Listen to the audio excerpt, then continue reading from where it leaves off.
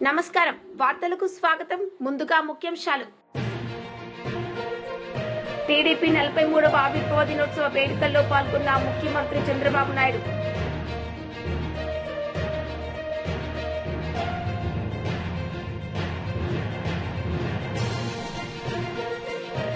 RS Praveen Kumar media సమావేశం.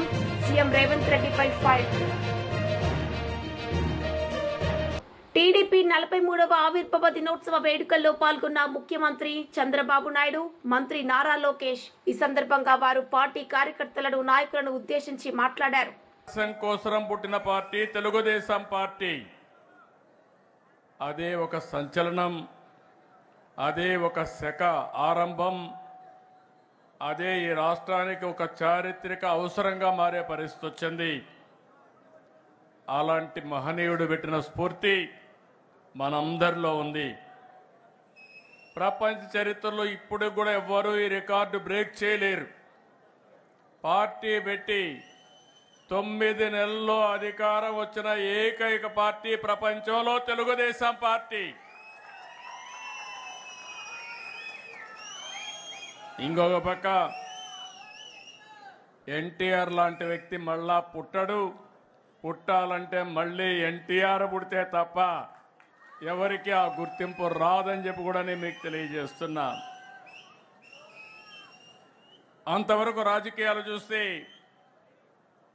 ఒక పరిపాలన, పెత్తందారి వ్యవస్థ. మామూలుగా ఎమ్మెల్యేలంటే అందులో షెడ్యూల్ కులాలంటే చదువు రాని వాళ్ళ పెట్టి ఎక్కడికక్కడ పెత్తనం చేసే రోజులవి. మొట్టమొదటిసారిగా ఎన్టీ రామారావు గారు వచ్చిన తర్వాత చదువుకున్న వారిని రాజకీయాల్లోకి తెచ్చిన ఏకైక నాయకుడు నందమూరి తారక రామారావు గారని చెప్పి మీకు విజ్ఞప్తి చేస్తున్నా. అది కూడా ఒక విజన్. రాష్ట్రం బాగుండాలంటే యువ రక్తం రావాలి. అంతవరకు ట్రెడిషనల్గా ఉండే పాలిటీషియన్స్ పోవాలి. అదే మరిగా చదువుకున్న వ్యక్తులు రావాలని ఆ రోజు ఆలోచించిన వ్యక్తి ఎన్టీ రామారావు గారు. ఇంకో పక్క మీరు ఒక్కసారి చూస్తే అంతవరకు పరిపాలనకే పరిమితమైన ప్రభుత్వాలు పేదల సంక్షేమానికి నాంది పలికిన మహానుభావుడు ఎన్టీ రామారావు గారు అని చెప్పి నేను మీకు తెలియజేస్తున్నా. ఇదే కాదు, అప్పటి వరకు ఎంతో మంది మనం చూసాం పరిపాలనలో అనుభవం ఉండి ఎలాంటి సంస్కరణలు చేయని వ్యక్తులు. ఉండమ్మా, ప్లీజ్ ఉండు. తమ్ముడు ఉండు, మాట్లాడుతూ ఉండండి. మీ సమస్య మీది, మీకు చెప్పాం కదా, మాట్లాడతాం కదా, మీ పనులుగా చేయడానికి.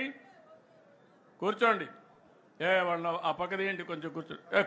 కూర్చోండి. ఈ సమస్యలు ఉన్నాయి, మాట్లాడుతూ ఉన్నాం కదా.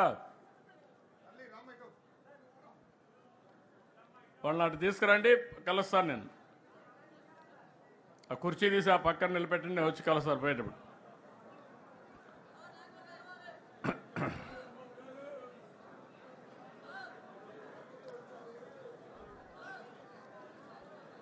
ఇన్నయ్య అడిగిరా, మరీ అతిలుగా తయారవుతారు. సమయం సందర్భం కూడా ఆలోచించుకోవాలి వ్యక్తులు కూడా. ఈరోజు ఒక శుభ సందర్భంలో మనం రాష్ట్రం అంతా ఒక మెసేజ్ ఇవ్వాలనుకున్నప్పుడు మీరు కాగితాలు ఇచ్చారు, అన్ని కాగితాలు తీసుకున్నాం, ఆ పనే చేస్తాం, మళ్ళీ చేస్తాం. కానీ అందరూ ఈరోజు కార్యకర్తల సమావేశంలో మీరు ఒకటి గుర్తుపెట్టుకోవాల్సింది, నా దగ్గర కాగితాలు ఇస్తే పదవులు రావు, కానీ క్షేత్రస్థాయిలో పనిచేస్తేనే మీకు పదవులు వస్తాయి, గుర్తింపులు వస్తాయి. మళ్ళీ ఒకసారి చెప్తున్నా, నేను ఆ విషయంలో మీరందరూ గుర్తుపెట్టుకోవాల్సిన అవసరం. ఇంకా మనకు ఏదో కాగితం ఇస్తే పదవి వస్తుందని ఆలోచన చేస్తున్నారు, కానీ వేదిక పైనున్న ఏ నాయకుడు చెప్పినా, రాష్ట్రంలో ఏ నాయకుడు చెప్పినా నేను ఇంటా, నిర్ణయం మాత్రం మీ పని మీదనే ఆధారపడుతుందని మరొకసారి విజ్ఞప్తి చేస్తున్నా. ఒకప్పుడు మనం ఒకసారి ఆలోచిస్తే ఈ పార్టీకి మనందరం వారసులం. ఈ విషయం మీరందరూ గుర్తుపెట్టుకోవాల్సిన అవసరం ఉంది. నేను కూడా ఈ పార్టీకి ఒక అధ్యక్షుడిని, ఒక టీం లీడర్ని మాత్రమే. నా ఆలోచన తెలుగుదేశం. వైసీపీ లీడర్ మార్గాన్ని భరత్ ప్రెస్ మీట్ నిర్వహించారు. ఈ సందర్భంగా ఆయన మాట్లాడారు. గారు ఆయనది హత్య లేకపోతే యాక్సిడెంటా, ఈ రెండాటిల్లో పోలీస్ డిపార్ట్మెంట్ ఇంకా నిర్ధారించలా. నాకు తెలిసి మరి నిన్నటిదాకా కూడా పోస్ట్ మార్టం రిపోర్ట్లో డాక్టర్స్ కూడా ఇంకా ఏం రకమైన వాళ్ళు అనౌన్స్మెంట్ చేయలే. నేను ఒక అంశం అయితే చెప్తా ఉన్నా, నిజంగా గవర్నమెంట్ యొక్క వైఫల్యము ఎంత కొట్టొచ్చినట్టు కనబడుతుందంటే, సాక్షాత్తు నారా చంద్రబాబు నాయుడు గారి కొడుకు ఆయన రాష్ట్రానికి ఒక మంత్రి కింద వ్యవహరిస్తూ, ఒక గౌరవమైన బాధ్యతల్లో వ్యవహరిస్తూ ఆయన ట్వీట్ చేశాడండి. నారా లోకేష్ గారి ట్వీట్ ఏంటంటే, పాస్టర్ ప్రవీణ్ గారికి హఠాన్ ఏ రకంగా ఇవ్వాలి, పోస్ట్ మార్టం రిపోర్ట్ ఇవ్వకోకుండా, ఇంకా వాళ్ళు అనౌన్స్ చేయకోకుండా అది యాక్సిడెంటా హత్య అనేది మీరు ఏ రకంగా ట్వీట్ చేస్తారు? అంటే మీరు ప్రభుత్వం యొక్క వైఫల్యాన్ని కప్పిపుచ్చే కార్యక్రమం చేస్తూ ఉన్నారా అని అడుగుతా ఉన్నా. ఎంత దారుణం అండి! ఇప్పుడు మనుషుల ప్రాణం అంటే మీకు ఏ రకమైన విలువ ఉంది అని అడుగుతా ఉన్నా.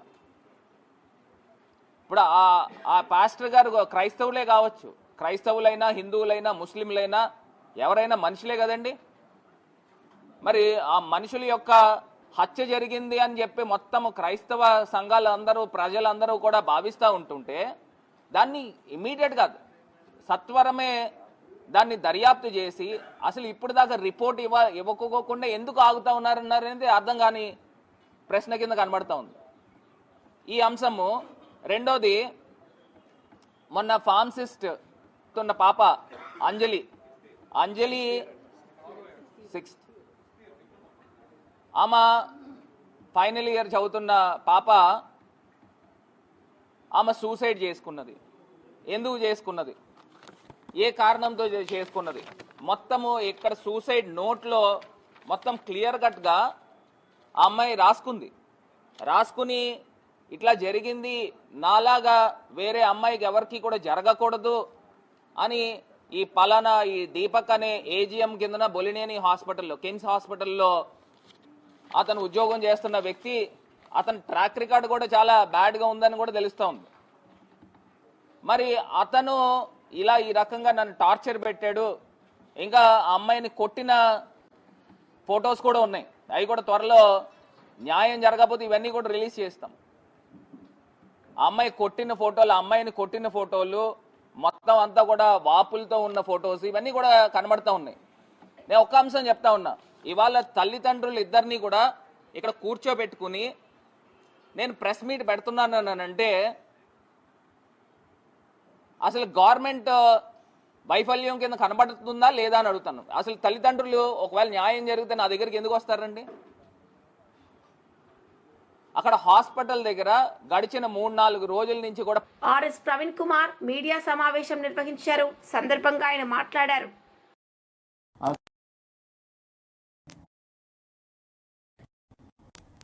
వారికి తట్టుకోలేక, వారు ప్రజల ముందర పెడుతున్న నిజాలను మరి తట్టుకోలేక, భరించలేక రేవంత్ రెడ్డి మరియు ఆయన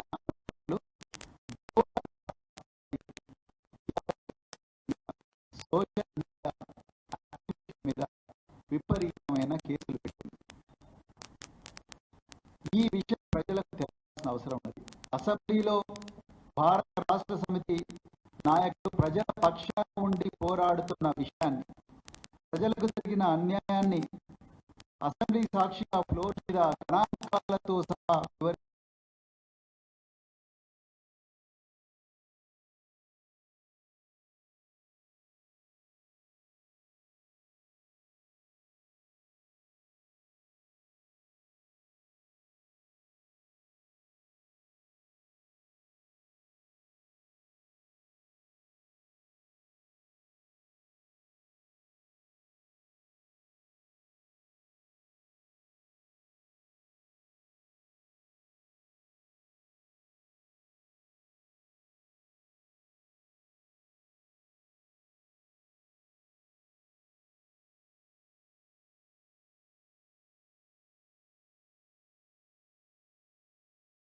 ఒక నల్లబాలు అనే ట్విట్టర్ హ్యాండిల్, ఆయన ఈ కాంగ్రెస్ అనేది రాష్ట్రానికి పట్టిన చీడ, ఈ చీడ వల్ల తెలంగాణ ప్రజలకు అన్యాయం జరుగుతూ ఉన్నది, వీళ్ళ ప్రాణాలకు ప్రమాదం వచ్చిన పరిస్థితి ఉన్నది అని చెప్పి BRS party social media handle ద్వారా వచ్చిన ఒక పోస్టును ఈయన రీట్వీట్ చేస్తాడు. రీట్వీట్ చేస్తే ఆయన మీద కేసు పెట్టిండ్రు. సెక్షన్ 67 ఐటీ యాక్ట్ పెట్టిండ్రు. అసలు సెక్షన్ 67 ఐటీ యాక్ట్ ఎప్పుడు పెట్టాలి? ఏవైనా అశ్లీలమైన విషయాలు, మహిళలను పురుషులను అగౌరవపరిచే విషయాలు, మరి ముఖ్యంగా అశ్లీలమైన విషయాలు, it clearly talks about obscenity. Any electronic material which perpetrates obscenity which is aimed to damage the reputation of a person with the obscene material, then 67 IT Act has to be booked. అశ్లీలమైన, సభ్య సమాజం భరించలేని ఈ అశ్లీలమైన విషయాలు ఏవైతే ఉన్నాయో వాటికి సంబంధించిన section 67 IT act. ఆ సెక్షన్ 67 IT యాక్ట్ ఈరోజు బీఆర్ఎస్ నాయకుల మీద, బీఆర్ఎస్ కార్యకర్తలు ఎడాపెడే విచ్చల విడిగా పెడుతున్నారు. ఈరోజు వీళ్ళ పిచ్చి ఎంత దాకా పోయిందంటే, తెలంగాణ ప్రజలు జాగ్రత్తగా గమనించాలి. 2023లో దేశంలోనే మొట్టమొదటిసారిగా కేటీఆర్ గారి ఆలోచనల మేరకు, వారి నాయకత్వంలో తెలంగాణ సైబర్ సెక్యూరిటీ బ్యూరో అనే ఒక కొత్త ఆర్గనైజేషన్ పెట్టినారు. చాలా మార్గదర్శనంతోని, గొప్ప ఆలోచనతోని తెలంగాణలో ప్రజలు సురక్షితంగా ఉండాలి, తెలంగాణలో పనిచేసే కంపెనీల డేటా సురక్షితంగా ఉండాలి, తెలంగాణ ప్రజల మీద ఎలాంటి సైబర్ క్రైమ్ జరగకూడదు, తెలంగాణ ప్రజలు నిరంతరం అప్రమత్తంగా ఉండాలి, తెలంగాణ మీద ఎలాంటి పాశ్చాత్య దేశం కూడా దాడి జరపకూడదు అని చెప్పి తెలంగాణ సైబర్ సెక్యూరిటీ బ్యూరో పెట్టినరు 2023లో. ఈ 2023లో పెట్టిన సైబర్ సెక్యూరిటీ బ్యూరో నా దగ్గర ఉంది, నేను క్లియర్గా ఇప్పుడు మన కళ్ళ ముందర కనిపిస్తుంది. ఈ సైబర్ సెక్యూరిటీ బ్యూరో వాళ్ళ ఎయిమ్ అండ్ ఆబ్జెక్టివ్ ఏంటి, వాళ్ళ మిషన్ ఏంటి? ఒక్కటే, ఈ తెలంగాణలో పబ్లిక్ కానీ, పబ్లిక్ ఇన్స్టిట్యూషన్స్ కానీ సైబర్ థ్రెట్స్ నుంచి కాపాడాలి. రేపు నార్త్ కొరియా నుంచో, లేకపోతే చైనా నుంచో, లేకపోతే పాకిస్తాన్ నుంచో, లేకపోతే ఇంకెక్కడో ఆఫ్రికా నుంచో మన రాష్ట్రంలో ఉండే ఐటీ కంపెనీల మీద కానీ, మన గవర్నమెంట్ మీద కానీ, national informatics centre, digital infrastructure పక్కనే కూతవేటు దూరంలో ఉండే పోలీస్ కమాండ్ అండ్ కంట్రోల్ సెంటర్లోనే ఉంటుంది సైబర్ సెక్యూరిటీ బ్యూరో. ఈరోజు ఇక్కడ మనం మాట్లాడుతున్నాం, అక్కడ రేవంత్ రెడ్డి మాట్లాడుతున్నాడు. సో ఆ సైబర్ సెక్యూరిటీ బ్యూరో ఈ డిజిటల్ ఇన్ఫ్రాస్ట్రక్చర్ను కాపాడడం కోసం పెట్టిండ్రు. అదేవిధంగా సామాన్య ప్రజలు ఈ సైబర్ క్రైమ్స్ నుంచి మోసపోకుండా, అది ఆన్లైన్ ఫ్రాడ్ కావచ్చు, అదేవిధంగా డిజిటల్ ఫ్రాడ్ కావచ్చు, అదేవిధంగా మరి బెట్టింగ్ ఫ్రాడ్ కావచ్చు, క్రిప్టో ఫ్రాడ్స్ కావచ్చు, స్టాక్ మార్కెట్ ఫ్రాడ్స్ కావచ్చు, పిగ్ బుచరింగ్ కావచ్చు, డేటింగ్ ఫ్రాడ్స్ కావచ్చు, స్టాక్ మార్కెట్ స్కామ్స్ కావచ్చు, డిజిటల్ అరెస్ట్ స్కామ్స్ కూడా కావచ్చు. వీటన్నిటి నుంచి నిరంతరం ప్రజల్ని అప్రమత్తం చేసి ప్రతి కంపెనీకి కూడా సెక్యూరిటీ ఫైర్ వాల్స్ కరెక్ట్గా ఉన్నాయా లేదా, ఎందుకంటే వేల కోట్ల రూపాయల ట్రాన్సాక్షన్స్ జరుగుతూ ఉంటాయి, లక్షలాది మంది, కోట్లాది మంది ప్రజల జీవితాలు వీటి మీద ఆధారపడుతున్నాయి. వీటి గురించి మనం కాపాడే రాబోయే రోజుల్లో ప్రపంచం అంతా. బద్వేల్ నియోజకవర్గ పాస్టర్స్ మరియు క్రైస్తవ ఐక్య వేదిక ఆధ్వర్యంలో శుక్రవారం నిరసన ర్యాలీలో దైవజనుడు ప్రవీణ్ పగడాల అనుమానాస్పద మృతిని బట్టి హత్య చేసిన వారెవరో వారిని గుర్తించి వారిపై కఠిన చర్యలు తీసుకోవాలని ప్రభుత్వాన్ని డిమాండ్ చేస్తూ స్థానిక సిద్ధవటం రోడ్డులోని సిఎస్ఐ చర్చ్ నుండి 4 రోడ్ల కూడలి మరియు నెల్లూరు రోడ్డులోని CCSC Christian joint action committee AP రాష్ట్ర ప్రెసిడెంట్ గా బ్రదర్ మోజస్ మాట్లాడుతున్నటువంటి విషయం ఏంటంటే, భారతదేశంలో జీవిస్తున్న నీవైనా, నేనైనా, ఎవరైనా, ఎప్పుడైనా, ఎక్కడైనా అందరూ ఐక్యంగా అన్నదమ్ములుగా జీవించవలసినటువంటి పరిస్థితి రావాలి. మనకి హిందువులైనా, ముస్లిం అయినా, క్రిస్టియన్ అయినా మనం అందరూ ఒకే దారిలో నడవాలి. అది మనకు కావాల్సింది. మనం ఇలాగా ఒకరినొకరు తిట్టుకోవడం, ఒకరినొకరు కొట్టుకోవడం వద్దనేది మా యొక్క ఆలోచన. ఇప్పుడు ప్రవీణ్ పగడాల విషయంలో దైవజనుల విషయంలో ఆలోచిస్తే చాలా ఘోరమైన పరిస్థితి జరిగింది. వారి కుటుంబంలో చాలా వేదన. ఆ తల్లిగారు ఎంతో వేదన పడుతుంది, ఆ పిల్లలు ఎంతో వేదన పడుతున్నారు. ఇప్పుడు వారికి దేవుడే ఓదార్పునివ్వాలి, ఆదరణివ్వాలి. ఇప్పుడు బద్వేల్లో దైవజనులు అందరూ అన్ని సంఘాలు కలిసి వచ్చి ఈ రీతిగా చేస్తున్నామంటే మేమందరం కూడా వారి కోసం ప్రార్థన చేస్తున్నాం. పగడాల ప్రవీణ్ గారి ఆత్మ కూడా శాంతి కలిగినట్లు మేమందరం ప్రార్థన చేస్తున్నాం.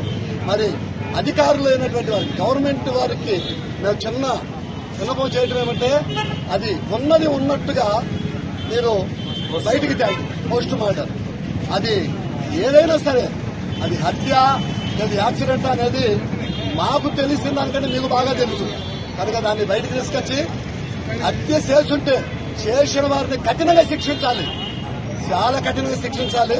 తప్పకుండా మీకు ఎప్పుడైనా ఎక్కడైనా ఏ క్రైస్తవుని కానీ, ఏ చర్చిలకు కానీ, ఏ సేవకులకు కానీ ఎక్కడ ఏ ప్రాబ్లం జరగకూడదు. ఏ చర్చిలకు కానీ అన్ని విషయాల్లో మరి గవర్నమెంట్ వారు మాకు ఒక అధికారాన్ని ప్రకటన చేయాలి. అన్ని విషయాలు మాకు సహకారంగా ఉండాలి మేము కోరుకుంటున్నాం. అన్ని హిందువులు కానీ, ముస్లిం, క్రిస్టియన్ అందరూ కలిసి ఏకంగా ముందుకెళ్లాలని కోరుకుంటున్నాం.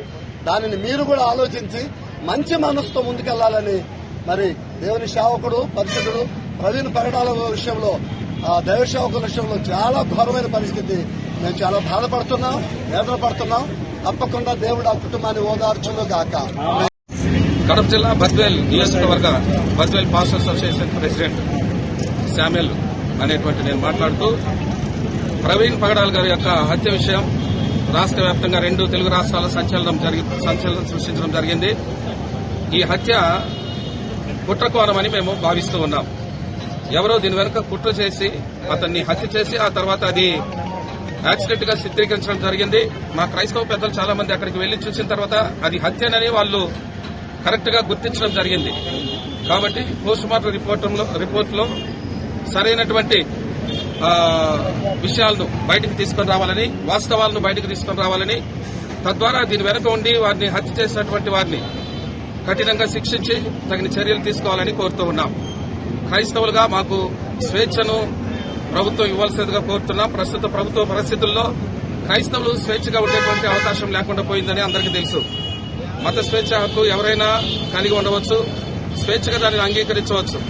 ఒక మతాన్ని అంగీకరించడం తప్పు అనేది కాదు అని అందరికి తెలిసినా కూడా ఈ మతం పట్ల ఒక ప్రత్యేకమైనటువంటి దృష్టిని బట్టి కొంతమంది మత ఛాందసవాదులు కుట్ర పన్ని క్రైస్తవులుగా కొంతమంది లీడర్స్ గా ఉంటున్నటువంటి వారి మీద ప్రత్యేకమైన దృష్టిని పెట్టి హత్య చేయడము, వాళ్లను హింసించడం జరుగుతోంది. భవిష్యత్తులో ఇలాంటివి జరగకుండా ప్రభుత్వం తగిన చర్యలు తీసుకుని క్రైస్తవులకు న్యాయం చేయాలని కోరుతున్నాం. అలాగే ప్రవీణ్ పగడాల్ గారి యొక్క కుటుంబానికి ప్రగాఢ సానుభూతి మా క్రైస్తవుల సమాజం తరఫున తెలియజేస్తూ ఉన్నాం. భవిష్యత్తులో తగిన విధంగా మరి ఈ పోస్ట్ మార్టం రిపోర్ట్ రాకపోతే ఇంకా రాబోయే రోజుల్లో ఈ ర్యాలీలను ఉధృతం చేస్తామని కూడా తెలియజేస్తూ ఉన్నాం. రాష్ట్ర వ్యాప్తంగా 2 రాష్ట్రాల్లో కూడా పరిస్థితులు తీవ్రంగా ఉన్నాయి కనుక తగిన చర్యలు తీసుకుని కఠినంగా శిక్షించాలని, దీనికి ఎవరైతే దోషులై ఉన్నారో వారిని కఠినంగా శిక్షించి వారి కుటుంబానికి అలాగే క్రైస్తవ సమాజానికి న్యాయం చేయాలని కోరుతూ కడప జిల్లా పాస్టర్స్ ఫెడరేషన్ జిల్లా వైస్ ప్రెసిడెంట్ గా భాస్కర్ గా మాట్లాడుతున్నాను. గత 4 రోజుల నుండి మన ఆంధ్రప్రదేశ్ రాష్ట్రంలో రాజమండ్రిలో పగడాల ప్రవీణ్ కుమార్ గారి యొక్క మరణ వార్త క్రైస్తవ లోకానికి అది తీరని లోటు, ఒక పెద్ద వృక్షాన్ని కోల్పోయినటువంటి వారిగా మేమెంతో తీవ్రమైనటువంటి బాధను, దుఃఖాన్ని వ్యక్తపరుస్తున్నాం. ఆయన యాక్సిడెంటల్ గా చనిపోయారని ధృవీకరించారు గాని మాకైతే కొన్ని అనుమానాలున్నాయి.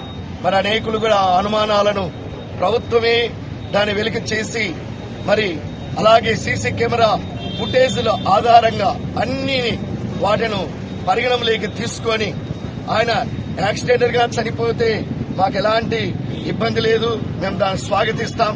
ఒకవేళ అది దాని వెనక కుట్ర కోణంగా హత్య చేసి ఏదైనా ఉందేమో అనేటువంటి అనుమానాన్ని మరి క్రైస్తవ నాయకులు, పెద్దలు, సంఘాలు, దైవ సేవకులు, ప్రజా సంఘాలు అన్ని కూడా వ్యక్తపరుస్తూ వస్తున్నాం.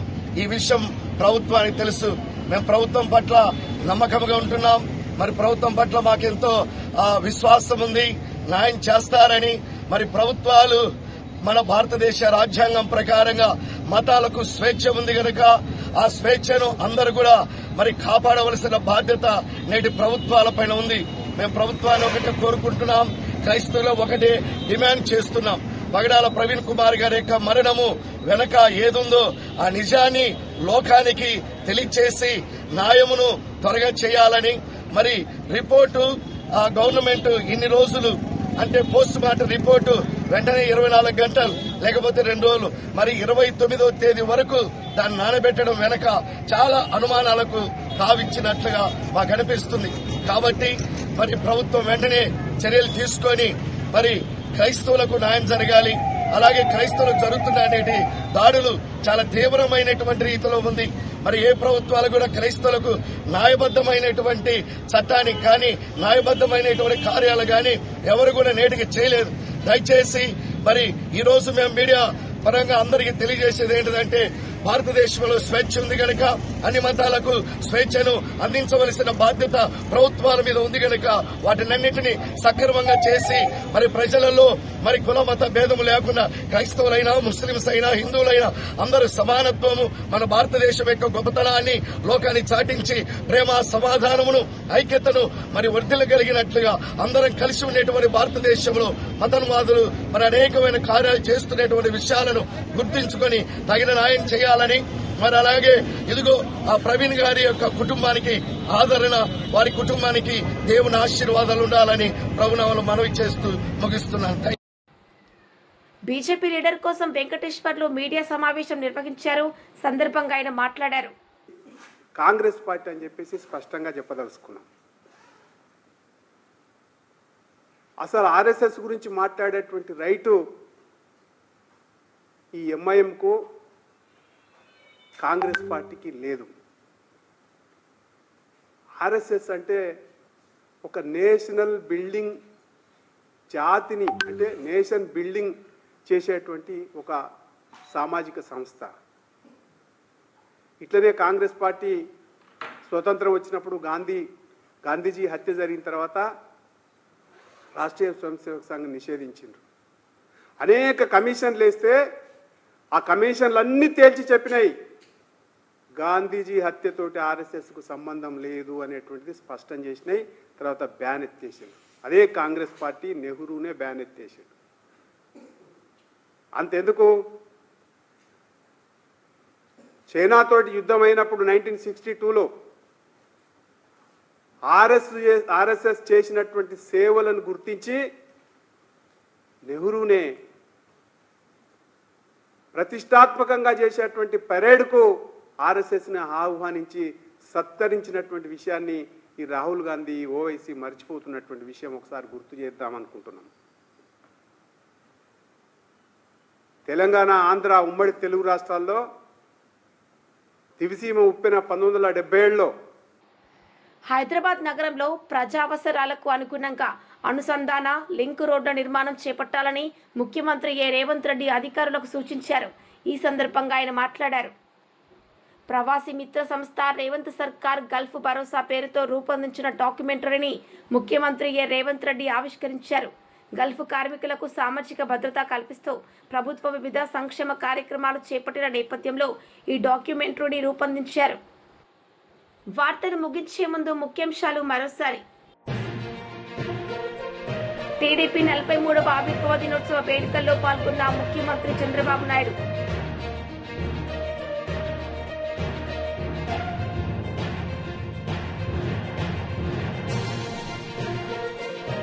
ఆర్ఎస్ ప్రవీణ్ కుమార్ మీడియా సమావేశం, సీఎం రేవంత్ రెడ్డిపై ఫైర్. ఈ వార్తలు ఇంతటితో సమాప్తం. తిరిగి ప్రసారమయ్యే వార్తల్లో మళ్ళీ కలుద్దాం. అంతవరకు సెలవు. నమస్తే.